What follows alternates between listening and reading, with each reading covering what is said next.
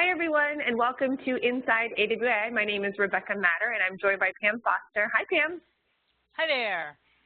And today we are talking about setting up your business to thrive with freelance copywriting jobs. This is the new year. We have our resolutions, we have our goals for the year. So we wanted to make sure that you had, an action list, if you will, to make sure that your business is set up properly so that you can have it up and running efficiently for the rest of the year. Now, this is a huge topic made up of a lot of different components. So what you're going to see is really a checklist of all the things that you should be doing with your business, but there's going to be very specific questions that each and every person is going to have based on your personal situation. So what we're going to do today is cover kind of the top layer, if you will. We'll go into some of the topics into detail, but then we're going to open up for questions and get answers for your questions. And then as we see themes emerging, if there are certain areas that you want us to dive further into, that will create future Inside AWAI sessions. This session was actually requested by one of the attendees from a past session, just like the LinkedIn one was last month. And if you guys missed that one, we have a link in here. That was a fantastic webinar. But this can help drive what we're going to do this year with Inside AWAI. Whatever you need, whatever questions you need answered, whatever you need us to dig into, that's what these sessions are about. So we're with you the whole year. We're with you every month. We can do more than once a month if we need to. Just send us your suggestions, send in the questions that you need answered, and we will do that for you. Really quick, since it's at the beginning of the year, just kind of a who's who. That's me, Rebecca. I'm the president of AWAI. I've been 19 years in publishing and direct response marketing. AWAI was started 1 year before I got out of college. I was the founder of Wealthy Web Writer and B2B Writing Success, two websites that we have for our web copywriting community and our B2B copywriting community. I'm also the co-founder and publisher of Barefoot Writer, and I spend every single day helping writers make a really good living doing what they love. I love my job, I love my life, I love this industry, I love you all. It's just so much fun to be part of this, and that is really every day I wake up and say, how can I help some more people change their lives and make a great living? Pam, who's also on the call, is our director of copywriting training, and what is cool about Pam, she has this corporate and freelance background, but 10 years ago, she became an AWAI member, just like many of you. She rose up through the ranks fast. She came to boot camp. She was the inspiration for our Circle of Success program. She became a writer for us. She was writing copy for us. She then created a program for us, and another program, and another program. She became a speaker for us. She's now one of our best speakers. She's become an MC for us. She really has grown from this first, just wanting to be a copywriter all the way through this person that you know today, and a year ago joined us as a full-time employee heading up our director of copywriting training. She had done such a great job in her own life with all of this, from teaching and learning and doing, that we thought who better than to come in and help us shape our training as we move forward. And we want to give, she actually wrote this in too, to give a special thanks to AWAI member Gina Gould, who suggested this topic for today. So thank you, Gina. And Pam, I'm going to hand it over to you in just a second. I just want to kind of talk quickly about what we're going to cover today. These are kind of the main buckets that we'll be discussing. The first one is establishing your business identity. Who are you? Who's your business? We're going to talk about that in great detail. Then we'll talk about setting up your business structure, as well as managing projects and your business and setting yourself up to grow, right? Because it's one thing just to have a business, but we want to be improving and growing and taking on better projects and better clients. So we're going to talk a little bit about that at the end. But one thing I want to note, I like that we're doing this session, but I will tell you, this is the topic that most people will get hung up on. A lot of the stuff that we're going to cover today, you'll want to overthink it. You'll want to spend too much time on it because it feels really important, and it kind of feels good because it makes you feel like you're running a business. But the reality is, it's about the clients and the writing. So don't spend too much time making these key decisions. You want to make them, but you want to move forward. You want to make them and move on. That's the part. That's the most important takeaway from this session. You have this checklist, but you got to move through this stuff and then just start. Getting clients and working on projects, that's the most important thing that you can do. And you're going to hear me bang this drum the entire session. So I want to cover this stuff, but I don't want you to get hung up on it. So that's why if you have questions as we go through this, make sure that you're getting the answers so that we can get you moving forward and not getting caught up in this fun business stuff. So with that, let's go ahead and jump on in. And Pam, I'm going to hand the ball over to you. Okie dokie. So I echo what Rebecca says. A lot of what we're going to cover is the best practices or the best checklist of things you should be thinking about, but you don't have to do it all at once, and please don't let it be daunting. We really want to make it so clear and easy that you walk away going, okay, so now I know exactly what I need to do, and I'll tackle one thing at a time, and I may or may not do it in the same order that they suggest, but at least I know what I could be doing to really get going and run my business. So in the spirit of that, these are the things that I feel, or we both feel, are critical to have in your checklist as you get going. And depending on where you are in your copywriting path, some of these you may have already done, but it's like, oh, cool, I already did that, check it off. Or you might go, oh my gosh, there's a lot to do and I don't even know where to start. So again, this is a toolbox for you. And make of it anything, whatever works for you in whatever order works for you. So basically, if you want to put your shingle out there as a copywriter, you kind of want to establish what you really are about, and very clearly, and it helps you and the client understand right away how to engage with you or how you're going to be able to help them.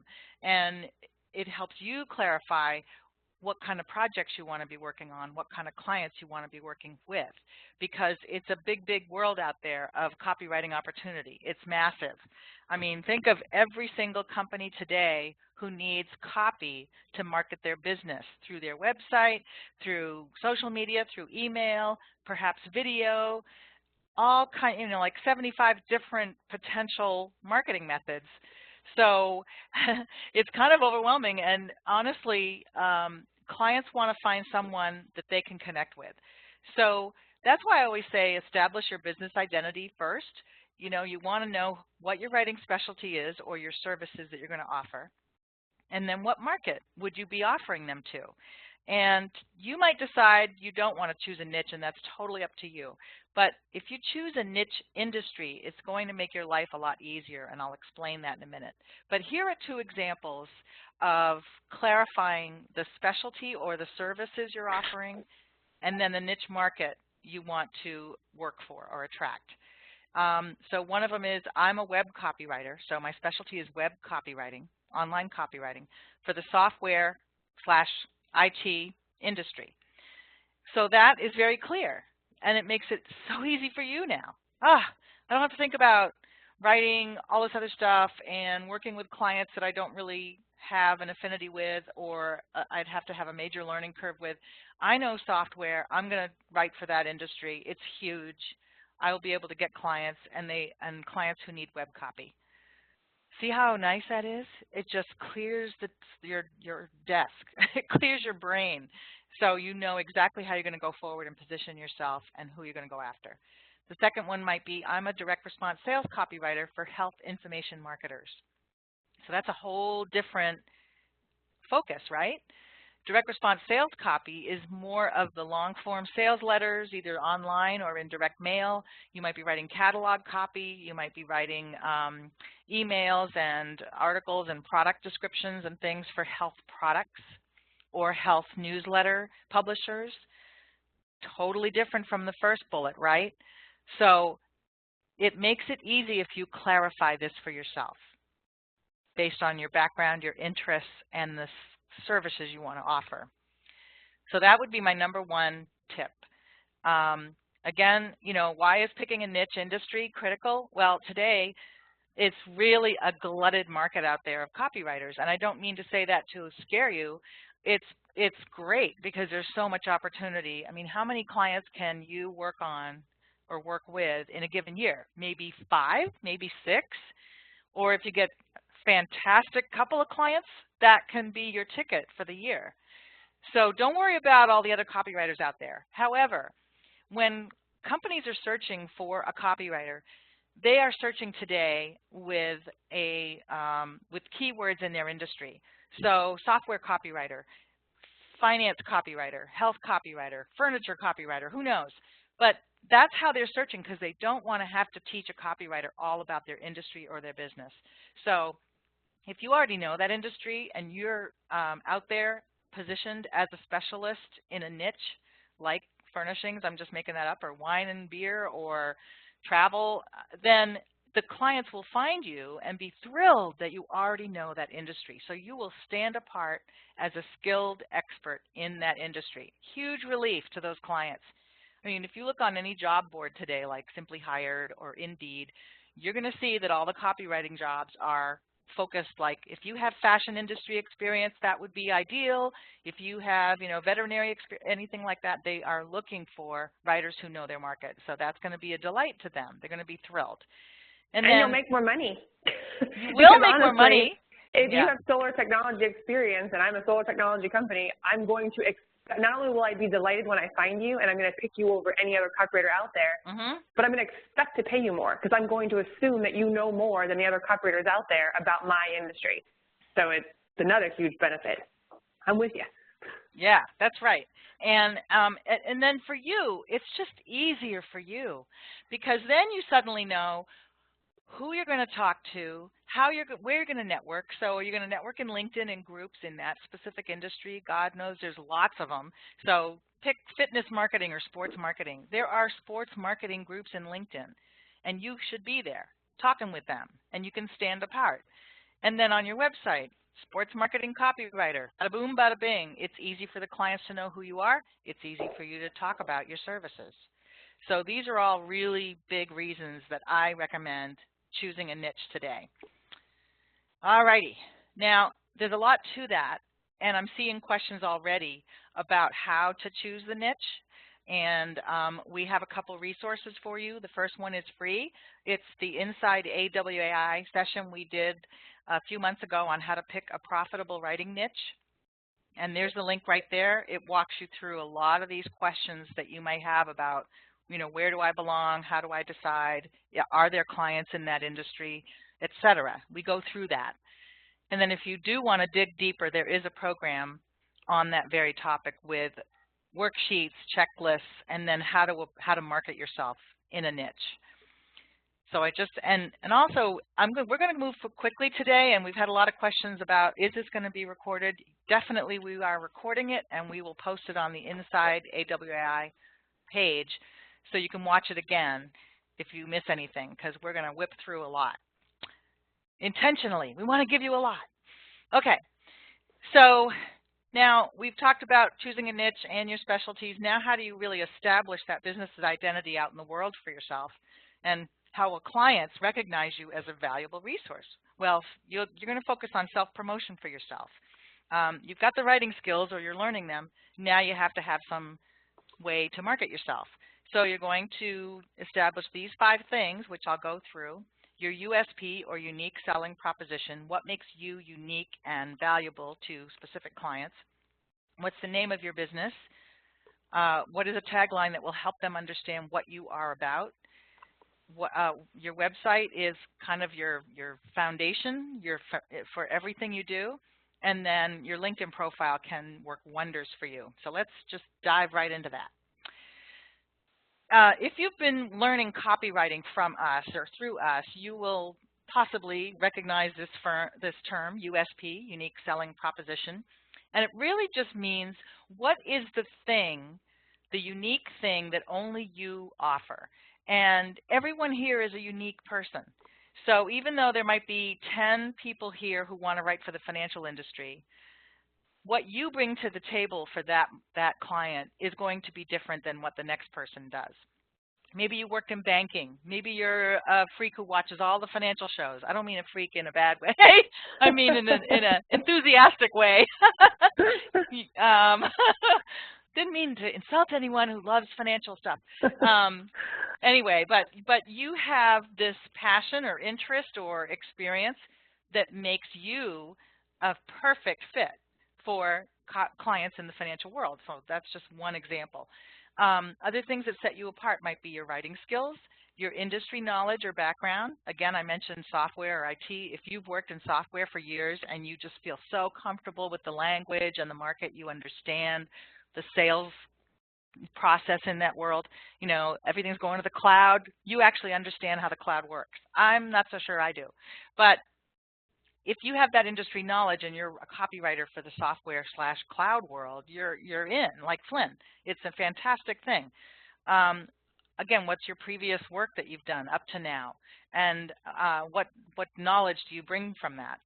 What are your credentials, your certification, your training? You might be a certified fitness trainer and you want to be a copywriter in the fitness world. Well, that's going to impress clients in that world and they'll be really happy about it. What kind of connections do you have throughout your career so far, or your hobbies or interests or civic organizations you belong to? You've developed a bunch of connections, right? And any one of those people you know could either be a potential client or someone who might refer you to a client. So think about these things that make you stand out. And then if you're an avid fan or it's a personal interest such as microbrewing, might be a personal interest that you're really like passionate about that, and you go to brewing festivals and you're all about that. Well, there are a bunch of clients in the microbrew world who would be completely thrilled to find you. So that's what you have to figure out. What makes you unique? Here are some examples to make this a little easier for you. So we mentioned software. It's a big, huge world out there for software copywriters. And here's how you set yourself apart. I'm a freelance software IT web copywriter who once worked for Microsoft and Avnet. I'm just making that up, but it's giving you ideas of how you can stand out separately with your own unique background. Or I'm not only a health info marketing copywriter, I healed myself with natural products. At our boot camp this past year, we had a copywriter stand up and say, I actually had a terrible medical issue, and I started using natural products, and it really did heal me. And now I write for that market because I have the conviction and the personal experience and the passion to talk about this. So it was a very moving and powerful moment, and who better to write for clients in that world than that guy? The next thing you want to think about is your... I just wanted to echo that, too. If you can go back one slide for a second. Why, sure. This is a question that I think we get, you and I both get again and again, and that's the, I don't have any working experience in an industry. You don't have to have it. It can be around a passion. It can be around a life experience. It doesn't have to be working experience. I know many people who launched their business just because they were well-read or had just a lot of passion about the industry. Yep. That's somebody who wrote for martial arts simply because she took martial arts for 15 years. She never worked in it, but she kind of knew what the business looked like because she was a customer. She was a consumer of that service. So she understood it and she was passionate about it. I know somebody else who did alternative health who had zero work experience. She was a teacher, but she had 20 years of an alternative health lifestyle. She led it. She lived it. She was so well-read on the topic and just so passionate about it. It didn't matter that she had zero experience writing copy for that industry or even zero experience working for the industry. She created experience simply from her life experience of being well-read in the industry. So you can really create experience. It's just a matter of going after industries that you genuinely want to go after, whether you've worked in it or you believe in it or you're passionate about it or you've consumed products or services in it. Experience is like it can be created. It's just a matter of how you sell yourself, right? You're a copywriter. You write about what's beneficial to the prospective client. What do I bring to the table as your copywriter? Well, I've been one of your buyers. Like, people come to AWAI all the time and say, who better to write for you than me? Because I bought your stuff. I believe in this company. I love your products and services. And that's enough for me. As long as they're a good writer, I don't care that haven't been a copywriter for 10 years. I don't care if they don't have a dozen samples or work for other information marketing companies. That's okay because they believe in our products and they have a passion. So experience can go so many different ways. It doesn't have to be work experience. Right. I'm glad you brought that up because it makes me think of someone who went into the equine market, working with companies that make products for the horse industry, the horseback riders, dressage, all of that. And they had no working experience in that field, but they are a horseback rider. She is a horseback rider, and she buys the products and reads the magazines and goes to the website. Yeah, so just look at what you love or what you have an affinity for. As Steve Maurer says, who's one of our success stories extraordinaire, go with what you know because it's going to make your life a lot easier, and you'll be speaking the language that clients speak, so they'll love that. Okay, so moving on. Now, you've figured out what you want to write for, and what, and what kind of services you want to offer, and what kind of industry you want to be in. Now you have to think about your name. And basically there are 3 options, and none of these are right or wrong. It's whatever you want to do for your business. You could do your own name, janedoecopywriting.com. You could have a business name such as Copywriting Wizard LLC, or you can combine your niche with copywriter for a name like mine, which is petcopywriter.com, because I have a side business where I work. I have worked for years in the pet industry, and that happens to be my name. But there are different perspectives on that, and I'm not going to go into a lot of detail. One of the things that to think about is, well, 2 of the things. One is how quickly will a client recognize what you do. So with petcopywriter.com or Copywriting Wizard, or all 3 of them, they will recognize that you're a copywriter, obviously. But if you want them to recognize that you're a niche industry copywriter, you might choose the 3rd option. Nick Usborne, who writes a lot of our web programs and speaks on behalf of web copywriting and social media, suggests that if you ever wanted to sell your business down the road, you might choose a name that's not your name, because it's a lot harder to sell your business if it's your name. And if it's Copywriting Wizard or Pet Copywriter, then it wouldn't matter whose name is behind it. It's a brand. So lots of things to think about, but those are our 3 options that we throw out there to consider. And don't get caught up on that one. Just don't get caught up on it. No, you can always change it. You could change it later. Yep, I own so many domains where I've changed direction, and whether you'll sell your company, the point of that is, if I'm RebeccaMatter.com and that's my business and people are doing business with Rebecca Matter, it's very hard to remove me from the business, right? Because people are, I've become the brand, and they tie the value to my name. So if you are, for those of you who are doing money-making websites, or again, potentially creating some kind of agency or business where you're thinking about in the future, I'd like to potentially sell this off, and then you're going to want to have some other kind of name that can be transferred. Like I could step into Pet Copywriter for Pam and start running that company, and it's not tied to her name, it's not tied to my name. I'm a piece that can be switched out. Yeah, and then you have the other side, like Bob Bly, who is one of the most prolific writers in the universe. He's Bly.com. I mean, he is Bob Bly. He is his brand, and he is an author of like 85 books. He's amazing, and he wants it to be that brand. He's never going to step aside and have someone, that is him. So it's kind of a personal decision, really. Okay. A tagline on your website, on your business card, on your LinkedIn profile would be extremely helpful to anyone who wants to know what you offer and who you offer it to.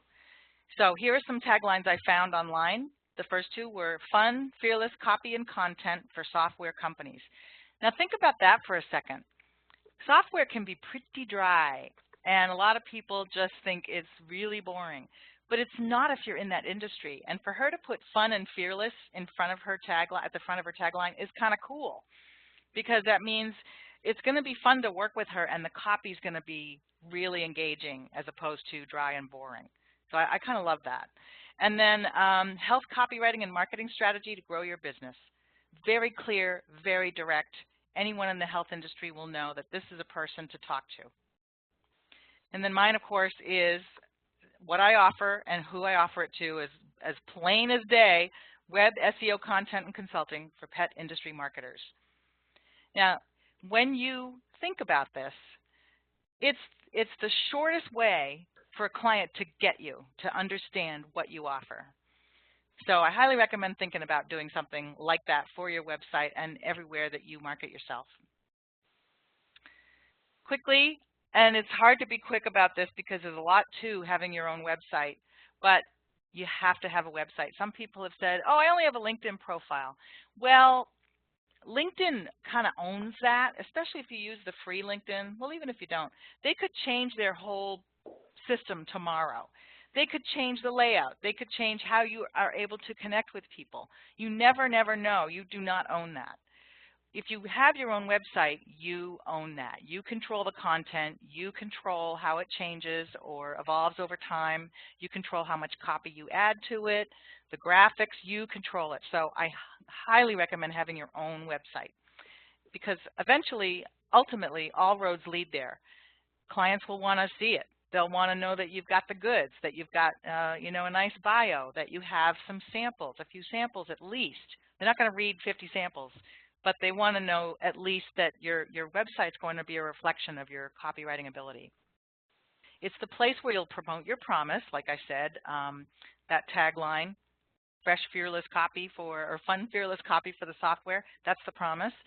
You present your services. I do websites, I write email campaigns, I write video scripts, whatever those are. That's where you put, you know, list them on your website.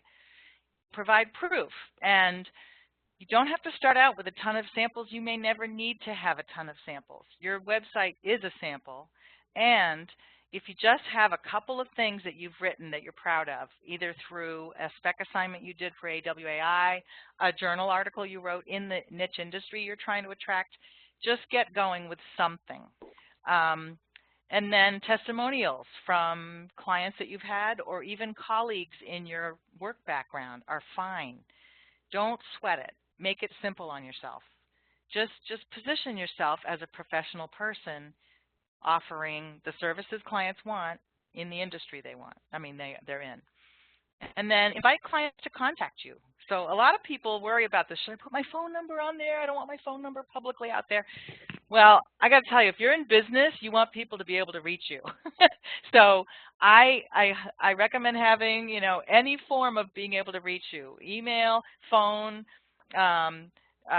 social media. If you have a LinkedIn page, put your LinkedIn profile there so they can check you out, because they need to feel comfortable that they can contact you, and they need to know how to contact you. So don't make it hard for them. Don't hide it on, you know, only in small type at the bottom of a page. Make it really obvious. And then include an incentive for them to contact you. So a lot of people do a bait piece, they call it, B-A-I-T, bait piece, that is maybe a free report or a short consultation or a checklist or something fun. And you can offer that in exchange for the contact's email, the person's email, the visitor's email. And then if they email you and say, I would like this, or they sign up for the free report, then you can then follow up and say, hey, I noticed you wanted the free report. Are there any questions I can answer for you? Or, you know, how can I help? These are all great things that start a conversation, that start a relationship. I know I'm covering a lot here, but this is a very nice example of everything I just said. So I don't know this person, but I like her website. And it's just very simple and clean and clear. Who is she? She is a natural health copywriter. Okay, there's no question there. That's what the headline says. And then she says, I'm not only a creative natural health copywriter and marketer, I'm also your customer. Aha!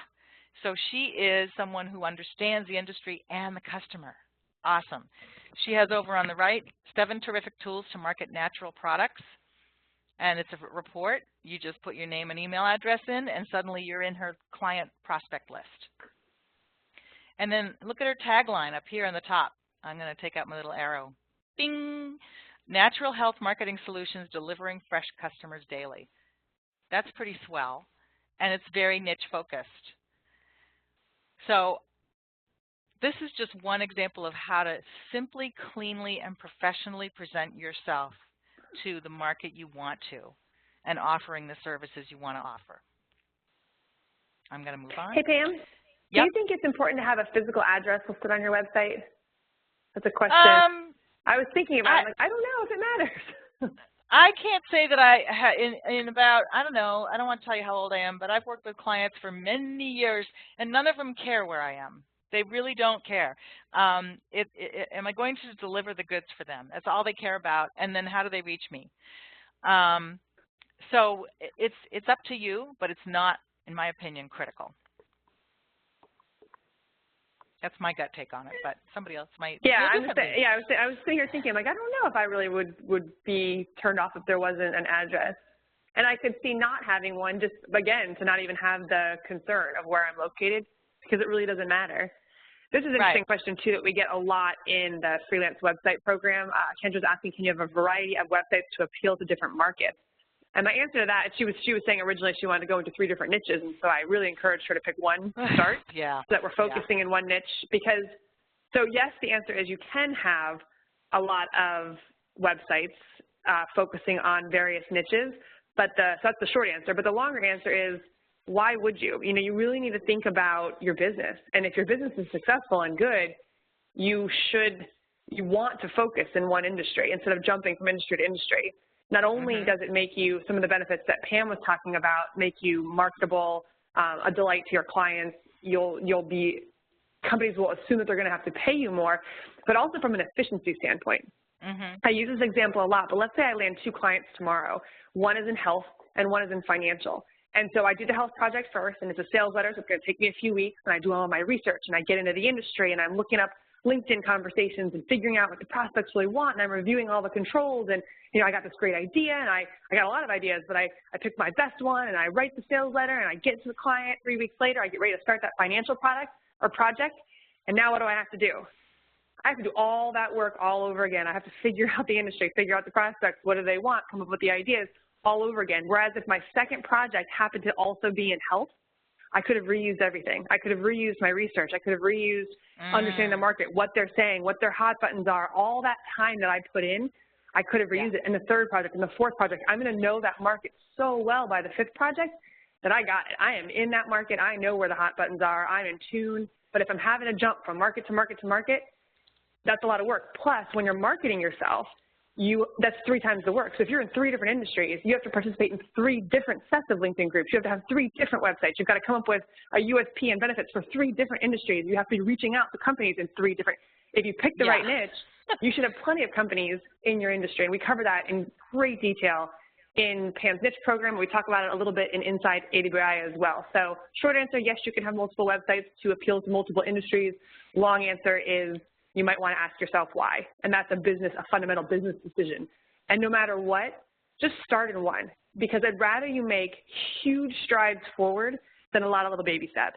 Because all of us, no matter who we are, no matter how long we've been in this industry, we have those moments of doubt of like, oh, can I really do this?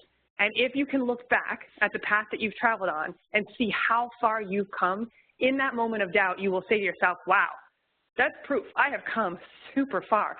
But if you spread yourself too thin and you're taking little baby steps across a lot of different paths, when you go to look back, you're only that little bit forward because you've spent so much time going down so many paths. So we're going to push you to focus. We're going to push you to take big strides forward down one path because, too, once you get down that path, it is way easier. Even if you go into, let's say, health. 6 months later, you hate health and you don't want to be in health anymore. Now you want to go financial. Fine, because you know what? You know how to set up a business. You know how to put up a website. You know how to market to clients. You know how to participate in LinkedIn. You've learned all of this stuff about working and marketing and all of this stuff. Now you just step over to the other path, almost where you are already. You're going to have to redo a little bit of stuff, but you know how. You've done all the exploring. You've done all the learning. So it's way easier to transition into a new niche or add another niche if you've gone really far down the path in the niche, the first niche to begin with. So I will get off my soapbox now and let you continue. No, it's awesome because, you know, running a business is a full-time job with carving out time to be the writer and service clients and carving out time to market yourself. You always have that parallel going forward. And it does take, you know, several hours a week. And if you want to keep your sanity, you wouldn't want to do that with multiple, you know, plates spinning, multiple niches. And I think of it as standing on a rowboat. The rowboat is at the dock, and you have 1 foot on the dock and 1 foot in the rowboat, and the rowboat is starting to move away from the dock. You have to make a decision. Am I going to jump on the dock and not go that way, or am I going to get in the boat and go that way? And I just feel like pick one because your life will be so much easier. And also, having said that, there might be some synergies between 2 niches that you like. For example, if you like organic products and you're all about sustainability and that type of thing, but you also want to work in the baby product world, well, guess what? There's a huge organic baby product niche. So think about that too, if there's something that has a synergy like that. then you can have fun writing for a wide range of clients in one area that makes sense.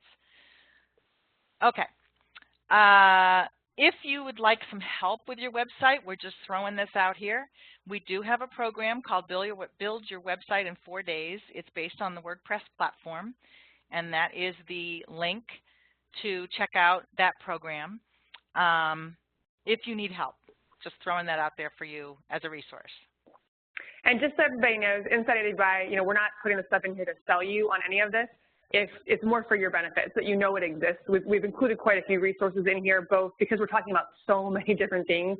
And as you can see, each of these things can be talked about for a very long time. That one thing, building a website, in that program, I walk you through. It takes us 4 days to get through it. It's hour-and-a-half sessions, but we literally walk you through how to how to figure out your navigation, what your website's going to look like, how to choose your domain, your hosting, and we walk you through step by step, like push this button, move it over here, fill in this little box, like it really so that you have step by step. You can also hire someone to do it. You can figure it out on your own, but if you want a resource that just kind of walks you through it step by step, it's a great, I'm not saying it's a great program because I created it. It's a great program because we've had a lot of success story. We have so many websites that have come from it. I've been doing it for, gosh, I probably want to say 8 years now, and it's a great program that we do every year. And that is, it's a recorded version right now. Right. Okay, thank you for that. And the next thing after your website is your LinkedIn profile. And it used to be sort of this thing, yeah, you can have a LinkedIn profile, whatever. But now we have heard of so many copywriters connecting with potential clients and actual clients through LinkedIn that it's now, to me, a major part of your strategy or your checklist or your toolbox, because that's where business professionals are connecting. And it even has a jobs section there. So, and the best part of all is it's free. LinkedIn is free unless you decide to upgrade to the paid model, the subscription model. And even that is worth it because you can get more insights in who's looking at your profile and how you can follow up with those people if they might be clients. But even just starting with free, which I have always used, I don't know, ever since it began, I've never upgraded. But you create a great profile that's like your website in a way where you're describing what you do and think about that USP again. What services you offer, what clients or niche are you trying to attract. And then you want to promote there why clients will love working with you. It doesn't have to be this long novel. It really can be succinct. It should be succinct. But basically, as we've mentioned, if you have a background in solar energy and you're the solar energy copywriter, you love working with me because I have a complete insider knowledge of that industry, and I know exactly how the sales cycle is. I know what those customers are looking for. I know where their pain points are. Just tell them why they'll love working with you. You'll want to link, of course, to your website. And here's another place. I once read an article recently on epic fail for LinkedIn is not putting your phone number in there. Because if a client wants to reach you, they want to reach you now. If they're impressed with your LinkedIn profile, they don't want to have to go click on stuff and then search here and there and hope that they can find a way to contact you. Just give them your darn phone number if you want to, have them call you right away. And then this is what's really cool about LinkedIn. Is the groups that congregate with interests similar to yours. So marketing groups, potential clients, allies, they're all hanging out on LinkedIn discussing things that are relevant to them. So like I mentioned, there's a sports fitness or fitness marketing group on LinkedIn, and you're a sports copywriter. You should be hanging out with those people. And somebody may say, hey, what do you think of the new discussions about Google favoring mobile websites over non-mobile websites? Well, you can be chiming right in on that. Oh, by the way, I'm a copywriter and I write website copy, and I've really adapted to the mobile landscape. They'll be like, really? So Steve Maurer, who you might be reading about here and there on AWAI articles and things, has worked LinkedIn like crazy and had wonderful results. So it's a really fun, awesome place to network. It's the #1, in my opinion, place to network. Okay, this is my friend Steve Combs, who is a copywriter for the survival and prepper market. Can you tell by his LinkedIn profile? Why, yes. Your authentic copywriting voice for the emergency preparedness and survival markets. And his company's called Prepared Copy. Well, shoot, if I'm in that industry and I come across this gentleman, I want to talk to him. He's the one who's going to help me. He understands the market. And the link, that's just the top little screen of his profile. But you get a lot of information from his the short descriptions he's put on there. So, I mean, it's as simple as that, really. You don't have to go crazy and tear your hair out. It's simple, simple, simple. Just be focused and explain what you do. Want to add anything, Rebecca, to that? Nope, that's good. Okay. We do have like Rebecca mentioned earlier, that there was a wonderful LinkedIn Inside AWAI session. Again, that's free. You can watch it. Here is the link. All of our Inside AWAI sessions have been recorded and are available on that page, ending in awaiionline.com/inside-AWAI. You'll find the whole list of all the things we've done so far, and this one will be posted there too afterwards. So moving on, I'm going to hand over the ball back to Rebecca, because she would like to go through, now that you've established who you are, who you want to attract, and what you're offering them, now you have to set up your business structure on the back end to run a profitable business. So and Pam, by all means, same thing, like jump into this stuff too, because you've done all this for yourself and you've advised and coached a lot of people.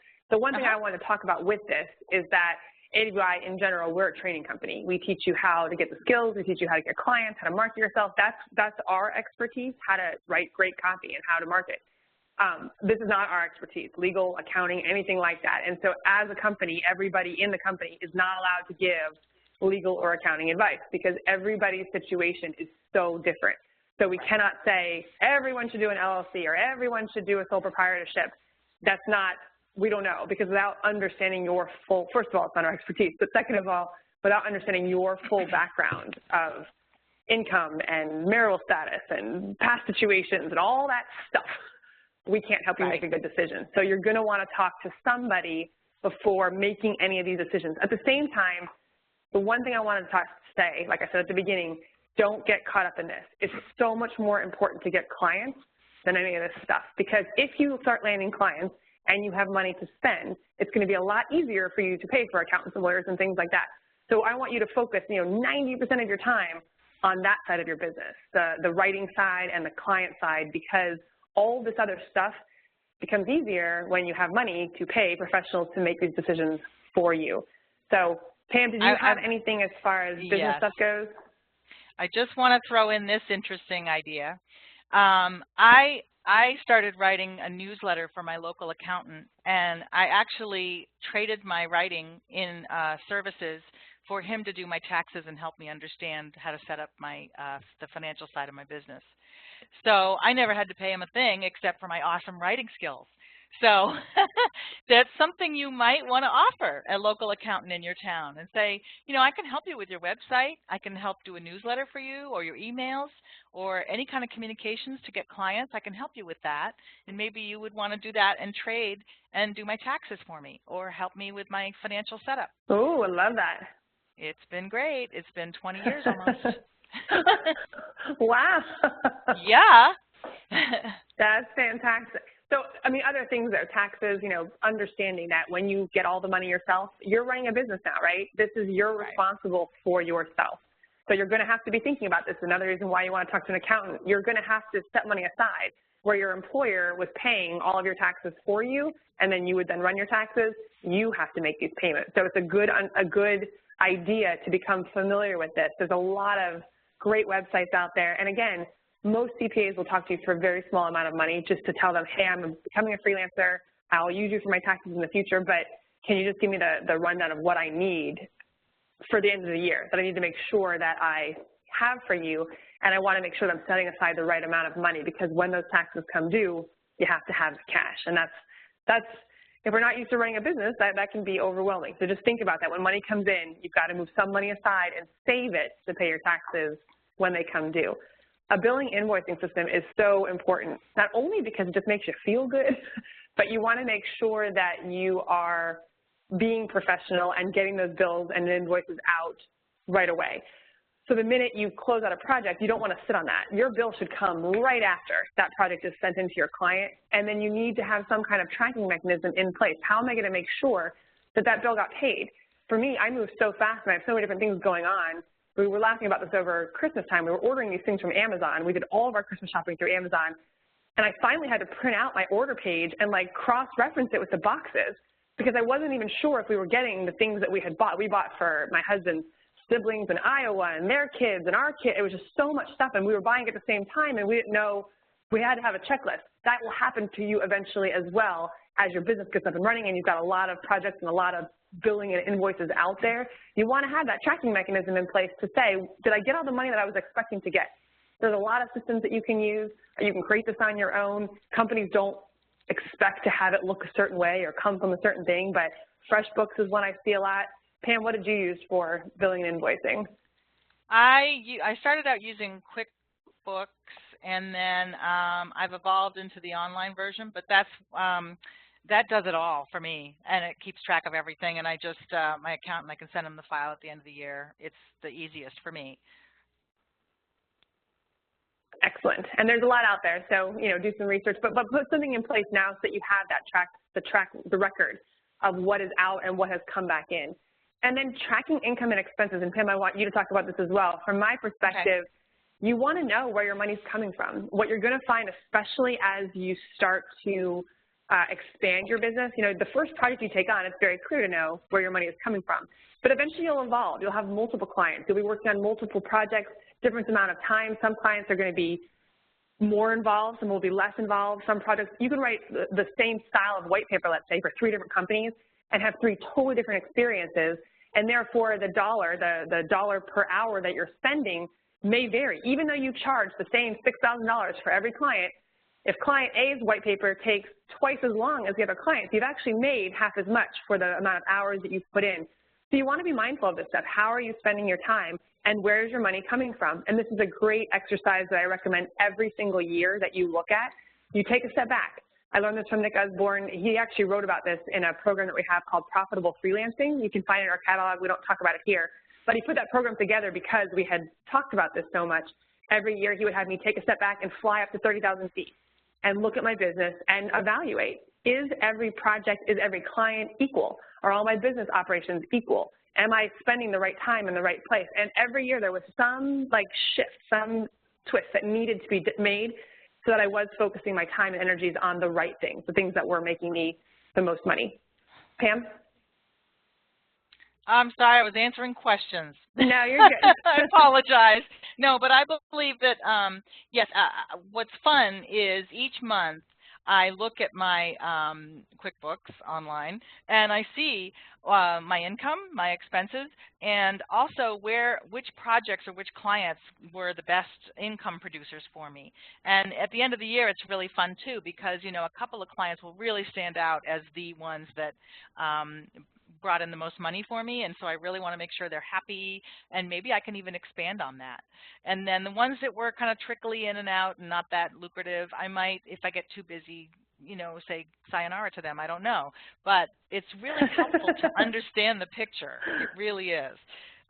It just gives you confidence and comfort level in knowing, yeah, I'm running a business and I know what I'm doing and I know where the money's coming from. And that's a good just business mindset. You know, we tell you, oh, just treat it like a business. But if you've never run a business before, that doesn't mean anything, right? So what we're giving you today is really that business mindset of you got to know where you're spending your money and where you're making your money, and just being really conscious of that to protect those revenue streams and make sure that you're not spending money on something that you're not really using.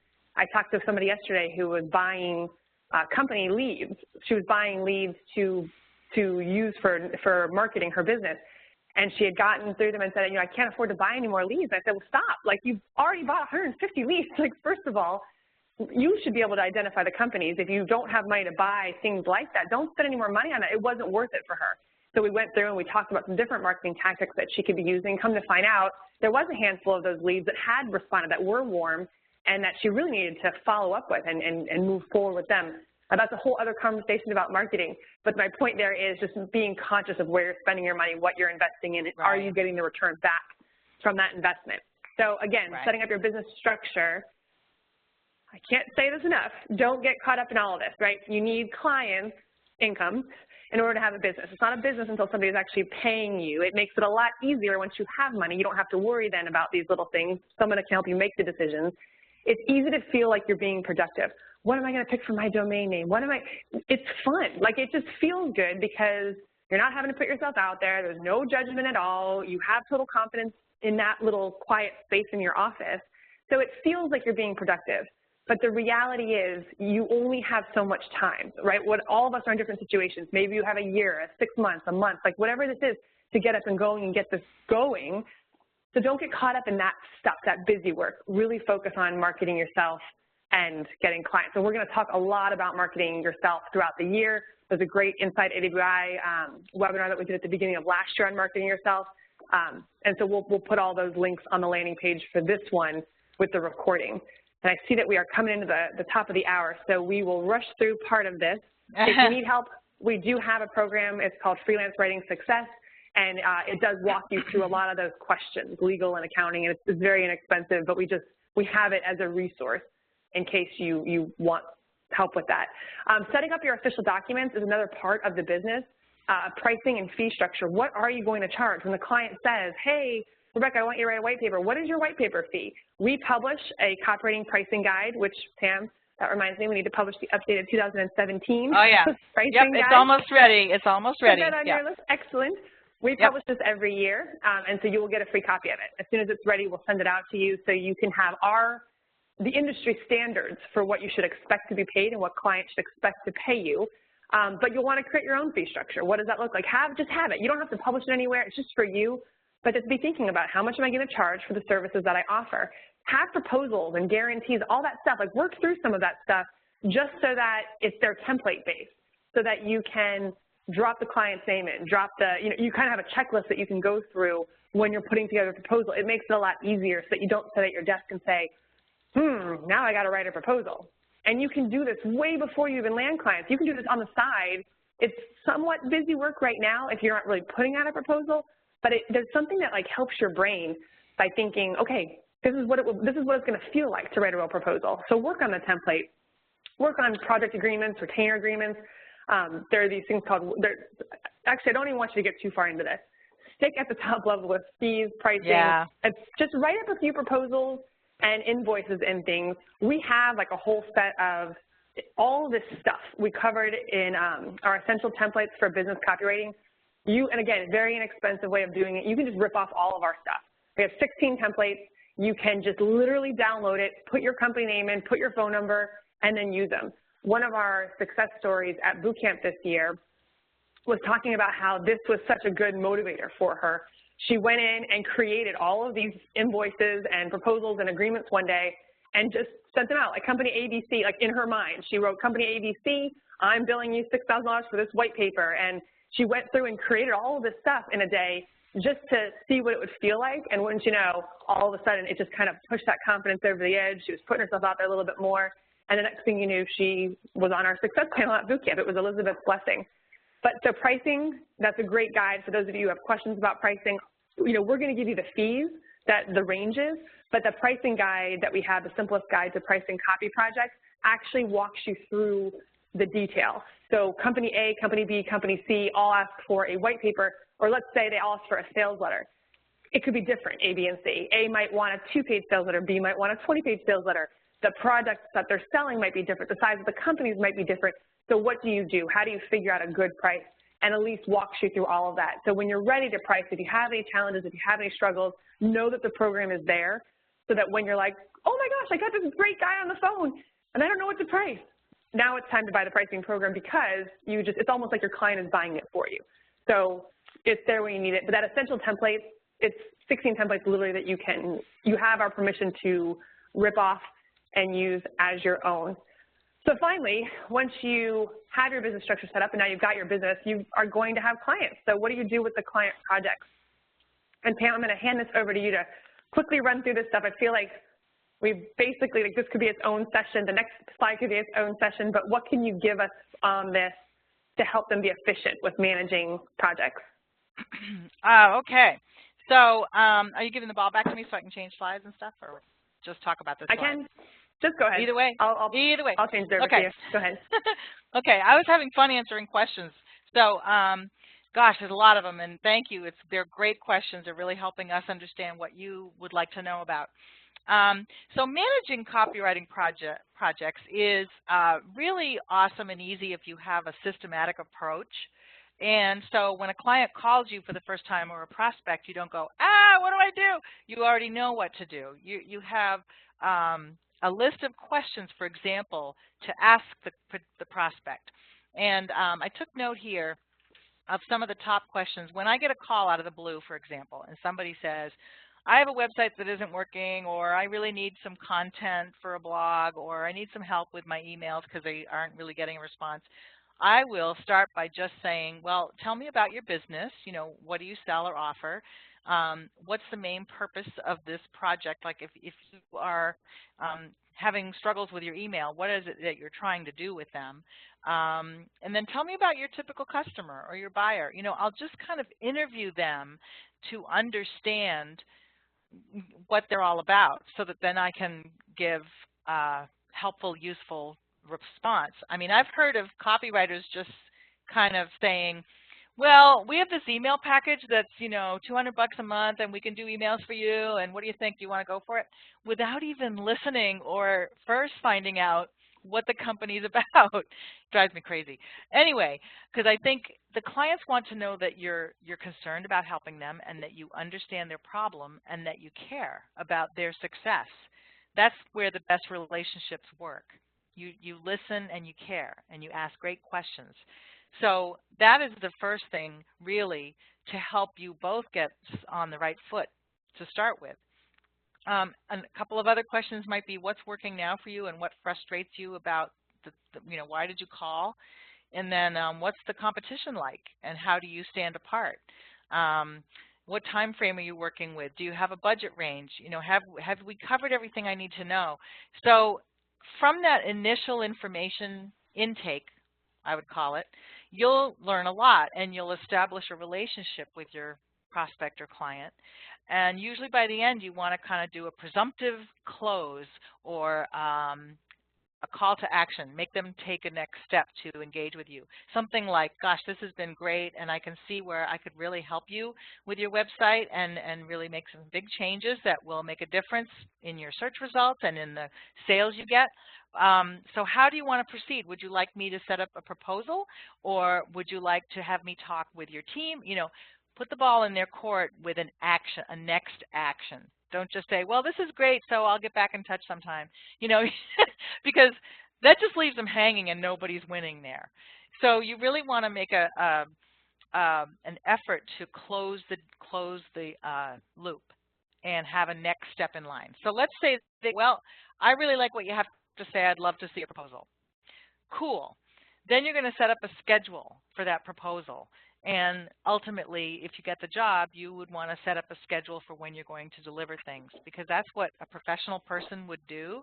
And if the client is with a corporation or something, they really want to know, they might have a boss who's going to ask, so when is this going to get done? I mean, what's the schedule? So if you offer that, it'll make their life easy. They'll be a hero at work. So you'd say, okay, so I'm going to do a proposal, a thoughtful proposal on everything we talked about.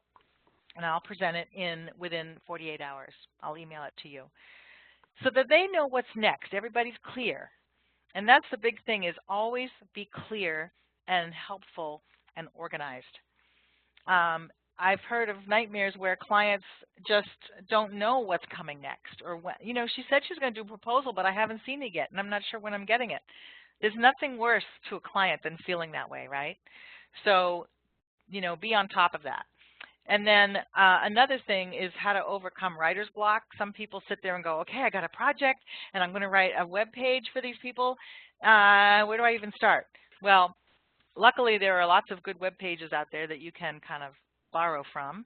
and you look at the structure and the way the headline's written. Even our own website, you know, go to awaionline.com and look at pages on our website, on our core website, such as the About Us page or the Writing Path page, and just see the structure of that. And that gives you an idea, oh, yeah, okay. So I'm going to apply that structure to my project. I'll have a good headline. I'll have some bullets. I'll break up the copy so it's not one big blob on the page. You know, you can borrow from the masters all day long, and it makes your life easier. You never sit there stuck. And then how to deliver the final product would be in a way that explains everything so the client doesn't have to guess. So, for example, if you are sending them a web page, what you know, to look at, what I often do is set it up in kind of a mock layout. I take text boxes in a Word doc and position where the different copy pieces go. Here's where the headline's going to go. Here's where the bullets are going to go. Here on the right side of the screen is where the little offer for my free report will go. I mean, go back and look at that website I showed you from the health copywriter earlier, and look at that structure, and then you know, you can recreate that in Word, and just so the client will not have to guess, where does that go? Where does this go? What's the flow? I don't know. And then you'll actually clarify that for them. And then you'll put that in a PDF, you'll send it to them in an email and say something like, here's the web page I promised. As you look at this, please note. And then you might put some bullets that say, the headline is using the key phrase, you know, the search phrase, wine bottles made of glass. I don't know. That's terrible. But I'm trying to think, you know, you just explain to the client in the email the method behind what they're going to be looking at. Because they're not sophisticated on any of this, believe me. They don't know how this works. So we almost have to teach them what we're doing as we present it, and then they'll be like, oh, I totally get it. And if they have to present it to another team in their company, they're like super experts all of a sudden. Well, you know, the copywriter put this certain key phrase in the headline because it's going to be important to Google. You just told them that, and now they know. So you are awesome by doing this for them.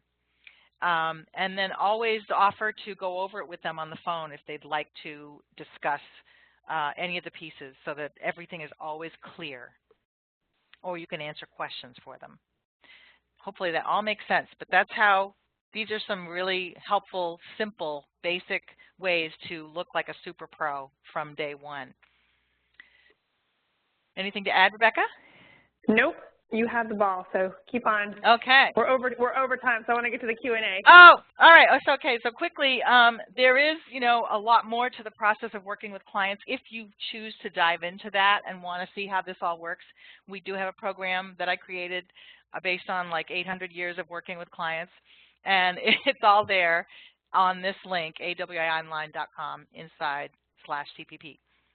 Working with web clients, and it just shows that whole process of from the first call to how to deliver copy, how to get the right information, all that stuff, if you choose to. Rebecca, you might want to chime in on this stuff, but setting up your workspace and time management tools, it's funny because as copywriters, we don't need a whole lot. We don't need a big office or anything. Today I'm house sitting at my sister's house, so all I have is a table set up with my laptop, wireless keyboard, a mouse, and a monitor that makes the screen nice and big, and a headset. This is all I need. That's all I need. And then I have online, I have Dropbox for, you know, keeping track of my folders and things like that, so that if my computer died tomorrow, I can still access everything online.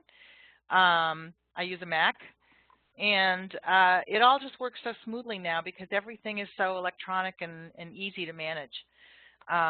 There are other tools you can choose to use, such as calendars. I use Google Calendar for my own stuff, and then we have Outlook.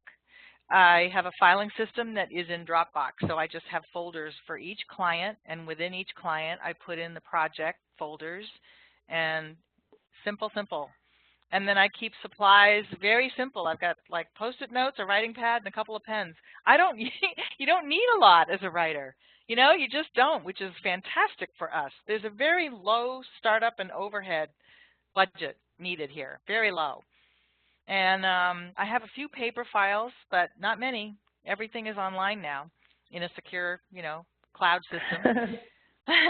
And then for time management, you'll want to set up a system. Really do yourself a favor and set up a schedule each week to carve out time for prospecting, skill mastery, learning, because we're always learning. We never stop learning. I never stop learning. And project work. So let's say you get a project. On Monday, you're going to carve out morning time for that project because your best time of day is morning and you're going to work on that. And then take a break for lunch. In the afternoon, you're going to go over to LinkedIn and do some prospecting in a network group in LinkedIn. And then you're going to finish one of the courses that you're taking on copywriting for case studies or something else. And so you carve out time, you make appointments with yourself so that you don't let things slip, because you don't want anything to slip. It's sort of a triad of time management here: prospecting, building your skills, and doing project work for clients. And then I forgot the fourth part, which is running your business. But that should be fairly easy when you have an online system like QuickBooks or something like that. You're just creating invoices very simply online and tracking expenses and things like that. So that's my take on it. Rebecca, do you want to add anything? Not really. I think it's what works for you. Again, don't get caught up into it. You can change it at any given time. The only thing is having your own space. If you live in a very small space, you still want to mentally have, like, this is your writing corner. When I'm here, I'm working. I think it's really important mentally for us to not merge our home life with our work at home life. When I'm in my office, I have an office in my home, so when I'm in my office, I'm working. But it could be the kitchen table. It can be a folding, a TV tray or whatever it is, but mentally just have a workspace so that when you're there, your brain says, I'm working. This is not playtime. This is work time. Yep, good. Okay. Now I have some productivity tips, and Rebecca does too, and these are my top ones. Know your peak writing time. I mentioned morning. I am definitely a morning person for writing, focused writing. So I get up, early, like 7:30, early for me anyway. Some people might get up at 4. That's just not acceptable to me. Get up at 7:30, walk the dog, come back, and I write. And that's when I focus most of my time. The morning is really my best time because I'm fresh-brained, I'm excited, I'm alive, I'm awake, doing things. And then, and then at lunchtime is my email time. Unless I see something come in that looks urgent, I might quickly answer a question for somebody or something. And then afternoon is more of my work productive time, my work on the business, work on answering emails, all that kind of stuff.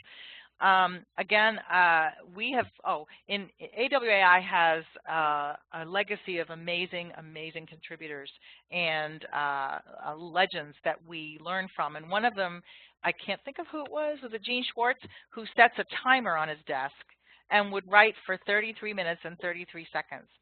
Just write. Don't let anything else bother you. Do that. Get up at 33 minutes and walk around and stretch and have a drink of water or whatever, and then come back and do that again. That's one method you could do that forces you to really, in a great way, focus on what you're doing. I don't do that. But I've actually started it since boot camp. Somebody gave me, Pauline actually gave me this little ladybug. It's an egg timer, and it goes up to 30 minutes, and so I can twist the ladybug, and I put the ladybug actually on my laptop. I have like the right upper right side of it. I put it on there, so it's a visual cue. It's also the tick, tick, tick, tick. At first, you're like, oh my gosh, this is so stressful. But the tick, tick, tick goes away, but it's still kind of there that says, you're supposed to be writing, you're supposed to be writing. And I set it now when I'm in one of those moods where I'm like, oh, I want to do this, I want to do this, I want to do that, and I'm all over the place. I set that ladybug knowing it's only 30 minutes. And I just keep telling my brain, it's 30 minutes, stay focused. No, you're not going to check Facebook. Don't go check your email. Stay focused. And it works. It totally works. Well, cool. So that's why I wanted to mention it, because a lot of people swear by it. I haven't tried it, but I feel like I focus really well when I know, when I get into the flow. the flow. And I actually would be really mad if a timer went off in the middle of my flow, so I don't want to do that. And as I mentioned, schedule appointments with yourself. Don't let things, you know, be on a to-do list that you never get to, because that's just not going to be productive for you. So write them in your calendar, make dates with yourself to get some stuff done. Remove all distractions. TV, laundry, food, we're all working at home offices. It's so tempting to go wander into the kitchen and see what you can, you know, fool around with for an hour. No, no, no. Again, make a schedule for yourself and try to be as disciplined as possible to make your, you know, your life as productive and lucrative as possible. So that's really my tips, and now I'm going to give the ball back to, where'd you go? I'm right here. Oh, wait. Hang on. No, my screen is just go ahead and flip the slide. I got it. I got it. Okay, now I'm going back to you. So people ask me about this all the time as well, because I appear to get a lot done. And I do get a lot done, but it's taken a lot of practice, and I redo this every single year. I'm constantly trying new things. I'm a super productive person, but I love trying new things. I'm a physically fit person, but I like to try new things. I'm constantly changing it up to see if things, I don't know, I like to change things. So, but these are the things that have never changed for me. One, I never end a day without knowing what I'm working on when I come back to my desk. I always have, and I've had this sticky note, there's articles posted on it. I literally have a sticky note on my desk at all times, and I do not close down for the day without putting on that list what I'm working on the next day, my goals for the day. And it's usually 3 or 4 things. I might do more that day, but these are the things that have to get done. I don't have a choice. So when I come back to my computer the next day, it's not like a, what should I work on today? Should I do this? No, I have a list. There's plenty of time for that later in the day, for the maybe I could work on this, maybe I could write an article on being inspired about this. My to-dos I have. So that way I come to work, I know exactly what I'm doing. I don't waste any time in the morning. I don't get on Facebook. I don't do anything. I start with my to-do list. So at the end of the day, it also feels good to say, okay, I'm stopping for today. I'm burned out. I'm fried. But tomorrow, I know what I'm going to tackle. And so even just that habit of writing down what tomorrow's goals are makes me feel like I've finished my work day. And so I literally walk out of my office, I close my laptop, walk out of the office, and close my office doors. And when I come back, I open the laptop, there's a sticky note, ready to go the next day. I also separate my daily to-dos from my master list. We have a lot of stuff that we want to do, a lot of ideas that we have, article ideas and bullet ideas for that promo that I need to be working on, and things I want to research. And I heard this on the radio the other day, and that gave me a great idea. I write all that stuff down in a notebook, but that is not my to-do list. I separate my master to-dos, all the 20 things at any given day that I have to be doing, separate that from my what I'm working on to do. So that what I'm working on is on my sticky note, and all of my big list is over on a big notebook, and that way I can jump back and forth. Once I finish my sticky note, I can go to my notebook and pull out other things that I want to do. I also schedule all of my time. I'm really anal with this, and for those of you who have a lot of distractions and have that personality type, scheduling your time works great. I used to have one of those open calendars on my desk where it had it by the 15-minute increments, and I would literally highlight, you know, this is going to take me 30 minutes, this is 45 minutes, I'm going to have this meeting, it's going to take an hour, and I block all of my time. That way, I know I'm writing these 2 hours. From 9 to 11, I'm writing. That's where I live. I can't look on Facebook. I will actually book social media time just to say, like, I want to know that I can play. It's my birthday today, and I want to see if anyone's wishing me happy birthday, or whatever the thing is that you're like wanting to go to Facebook for, or whatever it is. Block yourself a little bit of time so that you know you're going to get that reward. You don't have to do it right now. And then give your distractions a why. Just talked to somebody yesterday who uncovered the biggest roadblock for her was distractions. And she, instead of just calling them distractions and wondering why she wanted to go get a snack right now, why she wanted to go on Facebook right now, she chalked up to just being a distracted person, not a good writer. She can't do this business because her brain was distracted. But if you just take a second and say, why do I want to get something to eat right now? Am I hungry? Or am I feeling frustrated that I can't come up with this headline? Maybe I should go do some research. Maybe I should read the top 10 Amazon titles in this industry and see if that sparks some creativity. Give your distraction a why. Why are you going to Facebook? Why are you getting something to eat? Why are you going to do laundry right now? Why are you checking your email? What is so important? Ask yourself. Pretend like I'm sitting on your shoulder asking you why. Because the minute you give it a why, all of a sudden your brain goes, oh, right, I'm trying to distract myself because I don't want to work on this right now. I'm feeling frustrated. That's okay. Then own it. say, I'm going to take a 2-minute walk, I'm going to come back to it, and we're going to get back to work. But don't let yourself get pulled into those distractions. Sorry this ran so over, guys. I apologize for those of you who have to jump off. I totally understand. We try to keep these under an hour to have time for Q&A, but closing it out, managing your business to grow, we're going to beat this drum throughout your life at AWAI. Never stop promoting. You will always be getting better. Bob Blythe still takes courses to this day. He still reads books. Everybody is still always trying to get better. So work to improve, continue to expand and improve your skills and bring on new service types and projects. The industries are continuing to evolve. When I started with AWAI 13 plus years ago, we had 8 programs. We now have 80 plus programs, and it's not because we just want to publish programs, it's because the social web, the internet, content, all of this stuff that has presented opportunities for writers. This is the best time to be a writer. Where there used to be 8 opportunities, there's 80 plus opportunities because the web has just opened up so much for us. So you're going to want to keep up with things and continue to learn and, again, get better because then you get more interesting assignments, you make more money, it keeps it fresh, and you're providing more value to your clients. So just know in your brain, there's no end, right? There's no once I take this program, then. Once I finish this book, then.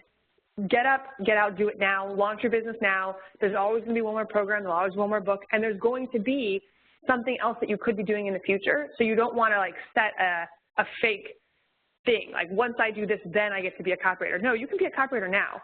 Do these things, put up your business, start marketing yourself, because the other part of that is always be marketing yourself. I want you to have a lot of lines in the water at any given time, hunting for a lot of fish. And the minute you get a fish on one of your hooks, you keep those other lines in the water and you put more in. Don't put all those eggs in one basket. Don't rely on one company, one client, one nibble. We get excited. We're like, yes, somebody responded. They want a proposal. And then all of a sudden, what do?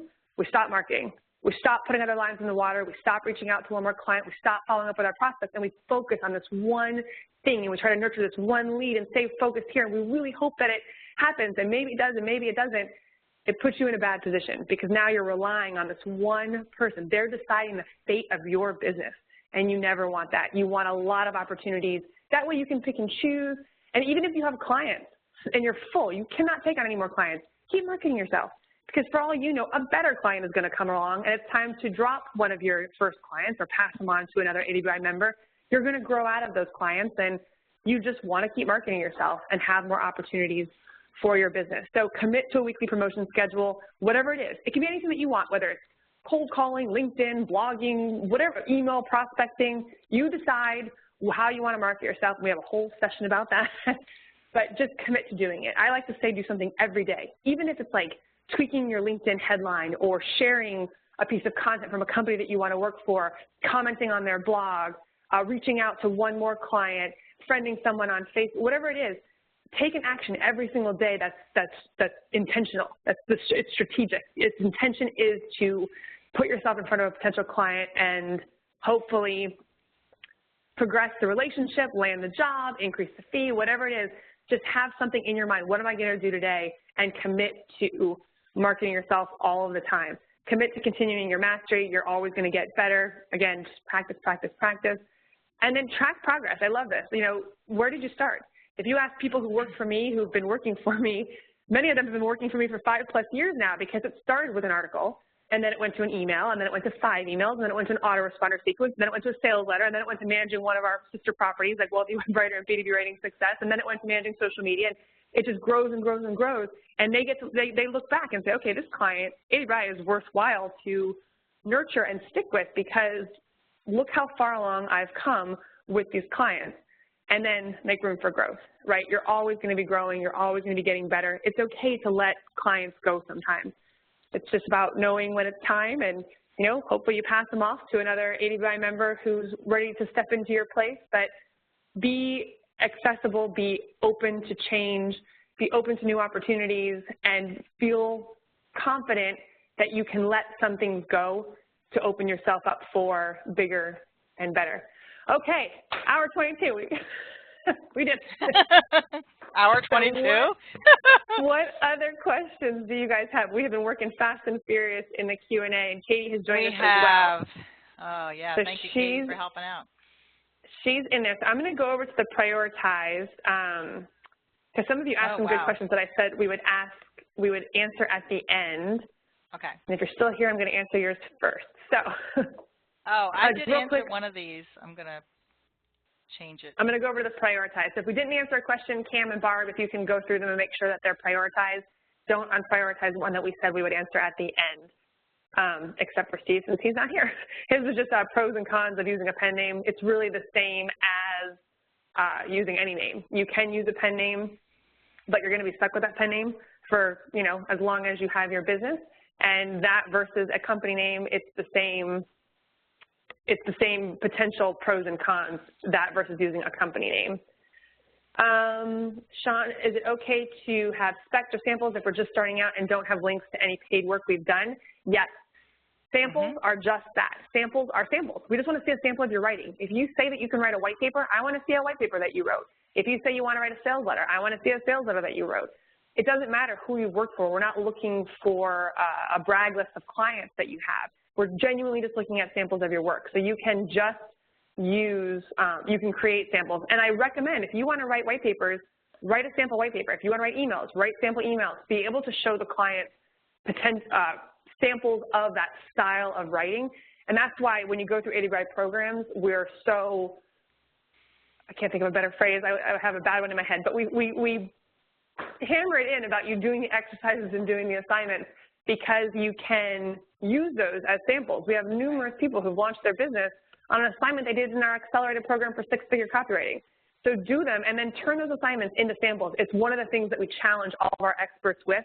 Every program that AWAI publishes has to teach you the skills on how to do the job. It has to give you the samples that you need to land the work. And it has to teach you how to get the clients, what they're expecting. So if you take our white paper program, you know that all those things are in there. If you take our case study program, our email program, whatever it is, you'll get the skills, you'll have assignments so you've actually done the work, and you'll be able to, you'll have the instruction on how to land clients and pitch that project. Is there anyone that you want to jump in on, Pam, or do you want me to keep running through these? I've been reading, and some of them we did answer. Let me see. The last one, you said, no, not the last one. Here's one. 2016 was my year of writing elaborate proposals, not landing the job. I fear I've given too many ideas away and too much free information. I wanted you to answer that one, actually. Me? Okay. Yeah. Yeah. Leave the full question if you don't mind. Okay, I will. It just scooted down on my desktop, so let me see here. Where'd it go? Okay. 2000 was my year of writing elaborate proposals for seemingly great projects, but then not landing the job. I fear that I gave too many ideas and too much free information away, and they decided to implement them without me. Any thoughts on how much to give for free? Okay, so I have had people offer a quick consultation as a lead, to get clients, and prospects call up and go, I'd like that quick consultation. And then they gave a 5-page report, and so there was nothing left for the client. They weren't, frothing at the mouth wanting more. They had what they needed, and they went on their merry way. So the trick is to balance giving them a hint of what you can offer and then leaving them absolutely wanting more from you. And the way to do that, in my opinion, is to give them a taste of what you can do. So here's what I do, like when a client calls and says, I'm not being found on Google, my website copy is terrible, it's from 1982, and I honestly need some help. Well, I'll go online with them. I'll go, well, let's go online. Are you in front of your computer? And I'll call up their website, and I'll say, okay, now tell me a little about your business. And they'll say, we make tap shoes, and we make tap dancing shoes in really large sizes for women who need them. And I'm just making this up. But you go, okay, so I can see where the problem is, because in certain key places that Google would want to know about or something, the word tap dancing shoes is not there. So that's one thing we can fix. And then another thing too is what makes your tap dancing shoes the best on the market. I'm not really clear on your website about that, and maybe you can tell me. And so they'll tell you, and you're like, okay, so we really should emphasize that. But you don't tell them how. You don't say, you should emphasize that by saying, here, this exactly. You would say something like, I can really make a difference in that message for you. So then they're seeing that you're asking questions and you're pointing out things that could be better, but you're not giving it away. You're not giving them the how. You're giving them the what. And the how is up to me. So now they know what they have to fix. They absolutely will have me fix it because I've been so smart in giving them that. One thing, though, that's hilarious, though, is there was a local building inspection company that called me and they said, we don't show up anywhere in Google results for, and I'll just name the town, Schmidlap Building Inspections. And it, you know, the town name wasn't in their name. It was more like Property Inspections Plus. And they didn't have the word Schmidlap, the town name, anywhere on the website. So how to be an instant hero? I was like, well, first of all, I can see that this is a problem that you don't have the town name anywhere in your copy. And I can put it in there in strategic locations so that it will work for you. Now, they don't know what those strategic locations are, so they have to hire me to do that. So my point is, give them just enough to know that you're really smart, but don't give them the how you do it. And then they'll have to hire you for that. Long way to answer the question, but I hope that helps. It did help, and I was able to clear out the Q&A during that answer. Okay. So that's all the prioritized ones, so that was good. Oh my gosh. Wow. Lots of thank yous. We're going to hang up You're their welcome. open for business sign. Yay. Case studies. Teresa says that there wasn't a sample in that case study program. I could have sworn that there were, and I will reach out to Ed to give you one, but you can write a case study for anybody. Write one for AWAI. Write a story about yourself. Here, I'm going to give you a link to our case studies about what we've used for them, and basically rip this off and just write it about yourself, answer all the same questions that we've had our case study people write, and then that'll give you a great sample. You can write a case study for anything, or ideally for your industry. I mean, you can, if you can talk to a company in the industry who has that product or service, or again, just write a sample case study, you'll be fine. It doesn't have to be anything specific. Thank you, thank you, thank you, thank you, thank you. All great. You're welcome, you're welcome, you're welcome. All right, guys. Well, thank you so much for joining us today. If you have, I will send you an email, I think tomorrow.